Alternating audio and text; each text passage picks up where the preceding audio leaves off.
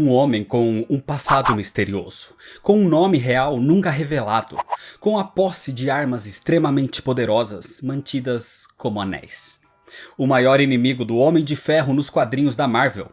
Esse é o Mandarim.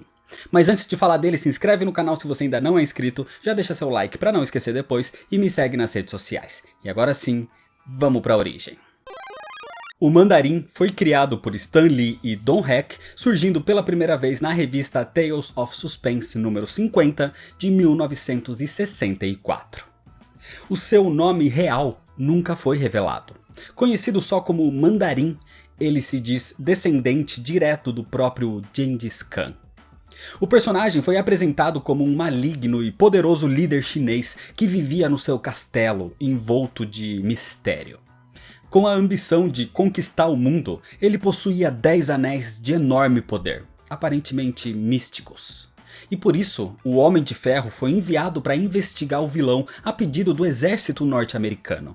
E ali, o Mandarim se tornou o seu maior inimigo. A sua primeira história de origem dizia que a sua mãe era uma nobre inglesa e o seu pai era descendente direto de Gengis Khan. Por isso, o Mandarim vivia como um aristocrata. Mas os seus pais morreram e ele próprio perdeu todas as riquezas da família durante a Revolução Comunista da China. Assim, ele vagou sozinho até o Vale dos Espíritos, onde encontrou uma nave alienígena. E nela encontrou 10 cilindros que davam o poder para aquela nave. Eram os 10 Anéis de Poder. Mas foi só em 2010 que a gente teve mais informações sobre essa origem. O seu nome real continua sendo um mistério. O que se sabe é que ele nasceu na China, mas acontece que ele não era filho de uma nobre, como dizia. A sua mãe era na verdade uma prostituta inglesa. E o Mandarim passou toda a sua infância como escravo do cafetão dela, um criminoso chinês. E depois que a sua mãe morreu de overdose, ele matou esse homem, que inclusive acreditava que era o seu pai. Isso aconteceu durante a Revolução da China, e por isso o Mandarim vagou pelo país como um fugitivo, até que ele encontrou uma caverna no Vale dos Espíritos. Encontrando ali uma nave espacial que colidiu na queda vinda do planeta McLuhan, o mesmo planeta de Fin Fang Foom, como eu já contei aqui no vídeo de origem do personagem, e se você quiser saber mais vai ter o link para ele aqui na descrição. Ali, dentro daquela nave, o Mandarim matou o único tripulante que continuava ali, um alienígena moribundo com aparência de dragão, era Exxon Carr.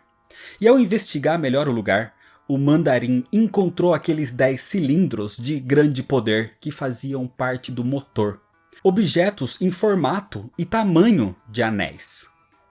Esses objetos se tornaram seus anéis de poder, que eu também já fiz vídeo aqui explicando o poder de cada um deles. Quando o Mandarim usou aqueles 10 objetos juntos pela primeira vez, ele descobriu que aqueles cilindros continham a essência de guerreiros cósmicos lendários, e isso o instigou à busca por mais poder, iniciando assim a sua ambição de conquista, dizendo inclusive que isso vinha também do seu sangue, o sangue de Gengis Khan. O Mandarim se tornou um influente contrabandista de armas a partir daí, graças aos anéis. E para os seus planos de dominação, ele precisava de mais armamentos. Foi então que ele arquitetou com outros criminosos o sequestro de um magnata norte-americano, dono de uma companhia de armamento, um homem chamado Tony Stark. Ou seja, a criação do Homem de Ferro, de certo modo, teve participação do seu maior inimigo, o Mandarim. O Mandarim teve vários confrontos com o Homem de Ferro com o passar dos anos, e se juntou com outros vilões também em alguns outros momentos, como no evento Atos de Vingança, de 1989. Mas em 1991, o Mandarim e o Homem de Ferro precisaram se unir contra os alienígenas dragões McLuhan, que tentaram tomar os anéis de volta para conquistar a Terra. Os alienígenas foram derrotados numa espécie de explosão nuclear liberada pelo poder dos anéis, mas com isso o Mandarim perdeu as 2 mãos nesse combate e entrou em coma. até 1994, quando ele despertou e as suas mãos tinham crescido com aparência reptiliana agora, uma influência pela exposição aos Anéis McLuhan. E a partir daí, ele voltou para o local da batalha para recuperar os 10 anéis que estavam perdidos desde aquela época. Mas o Mandarim encontrou outro objeto místico chamado Coração das Trevas. Com isso, ele quase fez a China voltar ao período feudal praticamente. Mas ele foi detido pelo Homem de Ferro num combate onde esse poder temporal é voltado contra o próprio Mandarim. E o vilão envelhece até a quase morte. Mas antes disso, ele é levado dali pelo próprio Coração das Trevas. Com isso, o seu corpo e espírito acabam sendo transformados e ele se torna num homem normal, com próteses nas mãos, que vive agora sem ideia de quem ele realmente é, trabalhando como faxineiro nas empresas Stark. Foi só em 1997 que o Mandarim recuperou as suas memórias quando o Homem de Ferro e outros heróis tinham sido dados como mortos com o fim da saga Massacre. E se antes o vilão abraçava o ideal feudal para dominar o mundo, agora ele considerava que o sistema feudal nada mais era que uma versão anterior do capitalismo. Então ele passa a adotar agora a tecnologia para construir o seu novo império de conquista. Quando o Homem de Ferro volta, ele luta contra o Mandarim, agora controlando um arsenal tecnológico, incluindo uma fortaleza gigantesca voadora chamada de Dragão Celestial. Mas no final do combate, o dragão explode e o Mandarim é praticamente dado como morto a partir daí. Assim, o vilão ficou desaparecido por 10 anos, onde nesse período inclusive surgiu seu filho Temujin, que foi criado em segredo num monastério do Himalaia. E Temujin recebeu as antigas mãos decepadas do pai com os seus anéis originais, e ele os usou para combater o Homem de Ferro. O próprio Mandarim só ressurgiu em 2007, quando foi encontrado amarrado, considerado como doente mental, e foi abordado pelo criminoso Karim Najib, que estava em posse dos seus anéis originais e lhe oferece uma aliança. Mas Najib é morto por um dos seus próprios homens, que na verdade estava ali na busca pelo seu real líder, o Mandarim. Assim o vilão é trazido de volta. Mas sem as suas mãos, o Mandarim ordena que os anéis sejam implantados na sua coluna, e assim ele recupera os seus poderes. Nesse período, o Mandarim adotou o nome de Tem Bordgin e se tornou CEO das empresas Prometheus, especializada em bioengenharia. Nessa posição, ele entrou no ramo de armas biológicas, manipulando inclusive o vírus Extremis. E com ele, o Mandarim recriou as suas mãos mais uma vez. E nessa época também, o Mandarim conhece uma filha perdida, Sasha Hammer, neta de outro vilão de Tony Stark, Justin Hammer. E ela era noiva de Ezekiel Stane.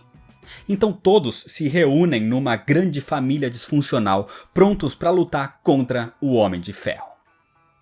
Em 2012, o Mandarim começa a criar corpos tecnológicos para os espíritos que viviam nos seus anéis. E para isso ele começa a forçar e controlar mentalmente algumas pessoas, entre eles o próprio Ezekiel Stane. E até mesmo consegue capturar e controlar Tony Stark, o forçando a desenvolver esses corpos usando o projeto Titanomax. Mas o plano do vilão é destruído quando Tony consegue se libertar e o Mandarim acaba sendo assassinado por Ezekiel Stane, como vingança por ter sido controlado. No período em que foi considerado morto, os seus anéis foram mantidos sob a guarda da SHIELD, até que aquelas essências praticamente ganharam consciência e fugiram buscando novas pessoas para usá-los. E até mesmo o elfo Malekith tentou conseguir a posse dos anéis. Mas independente disso, em 2018, o Mandarim, sem explicação nenhuma, reapareceu vivo e com a posse dos seus anéis. Agora sendo aliado do Barão Zemo na nação de supervilões Bagalia. Inclusive, o Mandarim se torna o representante da nação numa reunião para que o país seja reconhecido pela ONU. Mas esse retorno acaba sendo curto, porque durante a assembleia, o Justiceiro usa uma bala especial que atravessa o escudo dos seus anéis e mata o Mandarim com um tiro na cabeça. E até o momento, o Mandarim continua morto. Mas como a gente está falando de quadrinhos, é bem provável que ele volte em algum momento do futuro.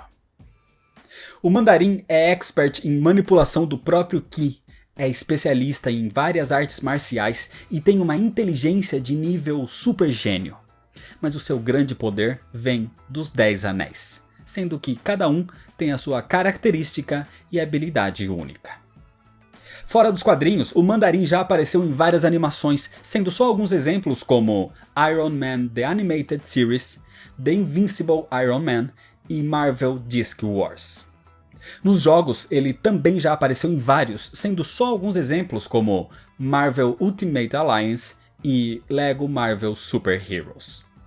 E em live action, o personagem já apareceu em Homem de Ferro 3 de 2013, mas esse era um farsante. O verdadeiro Mandarim está sendo apresentado agora no MCU, e nesse universo, diferente dos quadrinhos, ele é pai do personagem Shang-Chi. E está surgindo em Shang-Chi e a Lenda dos 10 Anéis, de 2021. Como um homem poderoso e extremamente influente, o vilão já conquistou até mesmo uma península na China e a batizou como Mandarin City. Ele já usou vários nomes, como Ten Borjigin, Jin Kang e Zhang Tong, mas todos temem ao ouvir o título dado a um dos maiores inimigos do Homem de Ferro, o Mandarim. Então é isso, se você ainda não é inscrito, se inscreve no canal, deixa seu like se você gostou e comenta se você já conhecia a origem e a história do Mandarim. Me segue lá nas redes sociais para ficar por dentro das novidades e compartilha esse vídeo com seus amigos. Muito obrigado, valeu e até mais.